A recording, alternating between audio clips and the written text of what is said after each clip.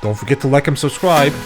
Also, be sure to check out my Patreon, where you can get variety show reactions like Twice as 16 and Dreamcatcher Mine, as well as live stage reactions to the SBS Coachella performance.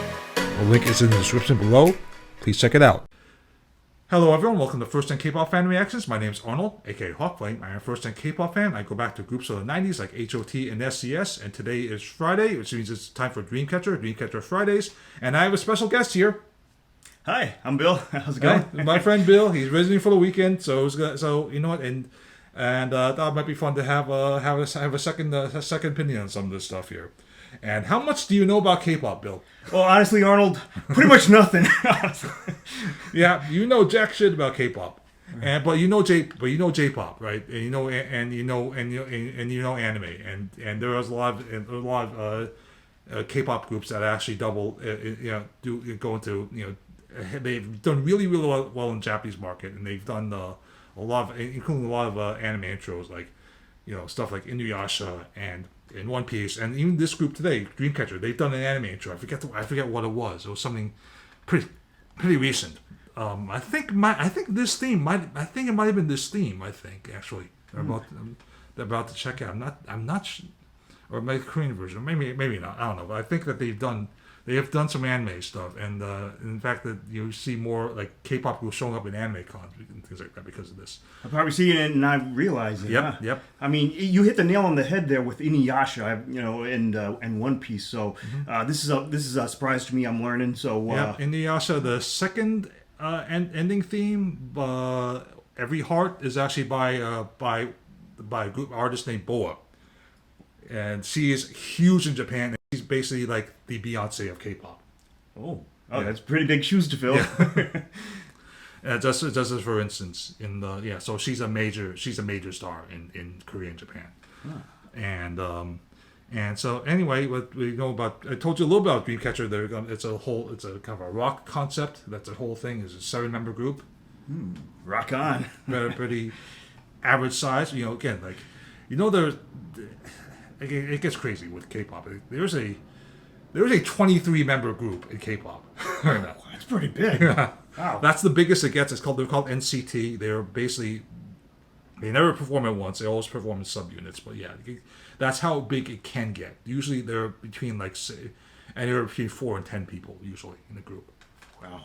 Yeah. 23 people.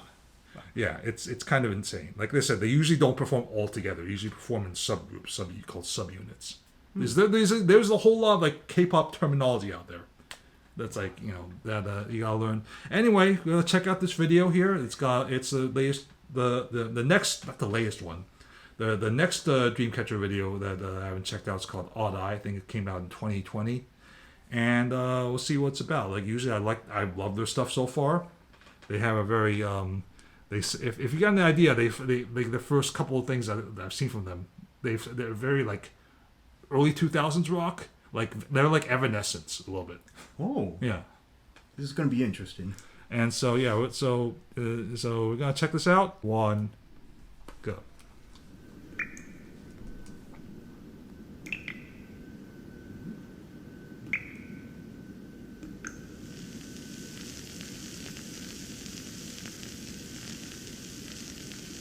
She's good looking.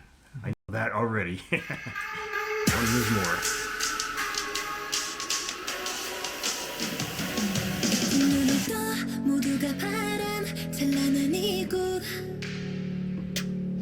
셀수 없이 슬픔을 흘린 후 조금씩 보이는 new world 경계선을 넘어선 그 공간 더 아름다운 풍경을 in my eyes 긴 밤은 끝도 찾은 듯했지만 또 마주쳐버린 희망 속의 lie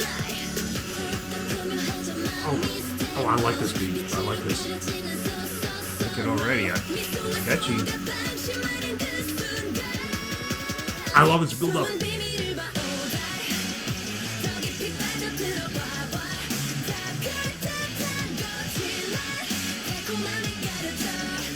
know what I mean? That's very 2000s rock. Yeah, it does have that feel. Very colorful, very good use of light and makeup, and this is high production value. It's obvious. Yeah, live it up. 모임이에 She's my favorite one, by the way. How do you pick her favorite? There's so many of them. She's my favorite. That's the thing.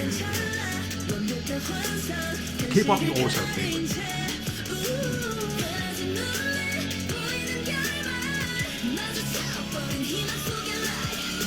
I like the sound of rapping.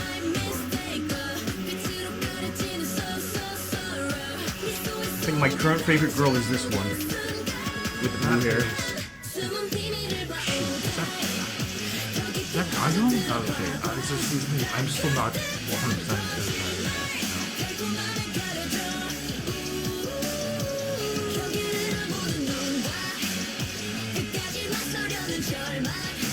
I'm digging the blonde hair on this one.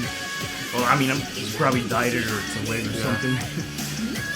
Still looks very natural though, strangely.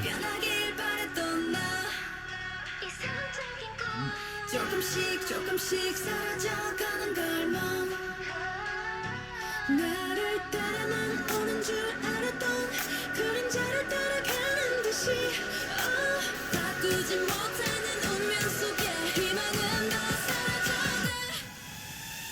근데 눈을 가려오다 더 깊이 빠져들었어. I love the imagery too. It's very hard. They do like a lot of horror stuff. Like horror, like it's a very intense imagery. They do. I mean, a lot of black leather outfits, but red, and it's like horror, but it's still fun. It's some kind of a balance from what I see so far.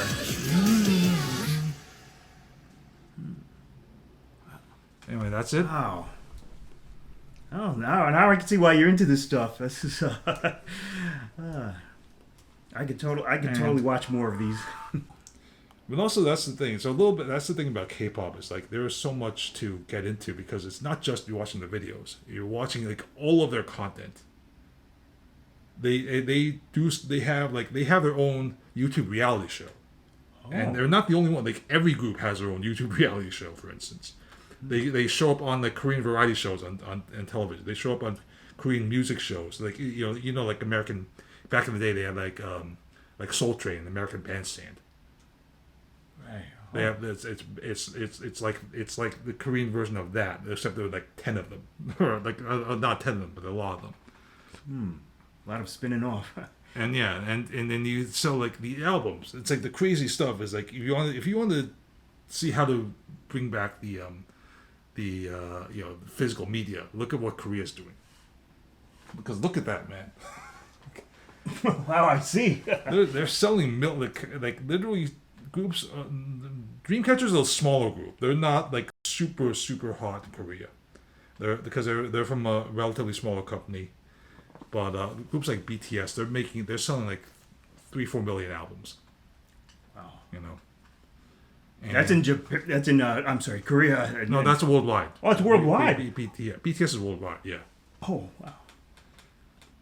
But yeah, and so but there are groups that sell there are groups that sell millions of albums. So yeah, that's a little bit of a primer introduction to K-pop and some of the stuff why I like about it. I'm sure you guys know all about this stuff. So I might edit this out at some point. But Newbie question: do they perform in America? yes, they do. I actually went to a Twice concert in February. Oh. Twice is the big girl group, one of the two big girl groups right now. And another one of the big. There's a few big ones right now. There's there's Twice and there's Blackpink. Blackpink, I almost certainly there's a pretty damn good chance you've heard some Blackpink because they're in they're all over the place. They're I mean they're in the next cover of Rolling Stone. Oh wow, I didn't know that. Huh. Like their music is in like movie trailers, Hollywood movie trailers. Those are the two big ones right now. Like the several up and coming ones they're getting to be the big ones. Like are aespa. That's these girls right there. In black? Oh yes. Yeah. And ITZY and there's a bunch of them they're competing right now for like, so there's a lot, and so yeah, they do show up in the US. Dreamcatcher, by the way, is coming to New York in a couple of months. Oh wow! Yeah. Where are they going to perform at? I forget what it's a smaller. It's not like they're not doing like Madison Square Garden or something like that. It's a smaller venue, but I forget what it's called right now. But yeah, I got tickets to them. Wow. Mm-hmm. And so yeah, they do perform in the U.S. I mean, like, you know, BTS like did Shea Stadium, not Shea Stadium, like what's now is, you know, Citi Field in New York. Yeah.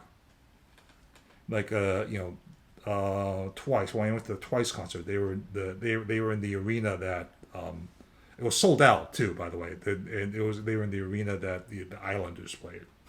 Well, Citi Field's a pretty big venue, so yeah, that could house tens of thousands. They did Citi Field. They did Citi Field before the BTS. So yeah, they do come here.